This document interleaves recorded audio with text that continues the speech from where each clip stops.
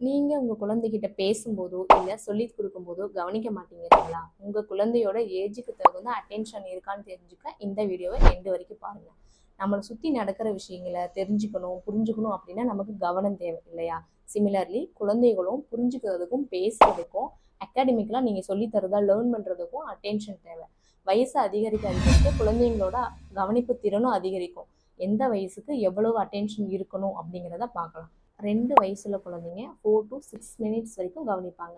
4 வயசுள்ள குழந்தைங்க 6 to 12 minutes வரைக்கும் கவனிப்பாங்க. 6 வயசுள்ள குழந்தைங்க 12 to 18 மினிட்ஸ் வரைக்கும் கவனிப்பாங்க. 8 வயசுள்ள குழந்தைங்க 16 to 24 மினிட்ஸ் வரைக்கும் கவனிப்பாங்க. 10 வயசுள்ள குழந்தைங்க 20 to 30 மினிட்ஸ் வரைக்கும் கவனிப்பாங்க. 12 வயசுள்ள குழந்தைங்க 24 to 36 மினிட்ஸ் வரைக்கும் கவனிப்பாங்க. இது ஒரு ஆவரேஜ் அட்டென்ஷன் டைம். இந்த டைமை விட அதிகமாக ஃபோக்கஸ் பண்ணுற குழந்தைங்களும் இருக்காங்க. இன்கேஸ் இந்த அளவு கூட உங்கள் குழந்தைங்க ஃபோக்கஸ் பண்ணலைன்னா உங்கள் குழந்தைக்கு கண்டிப்பாக ப்ரொஃபஷனல் சப்போர்ட் தேவை.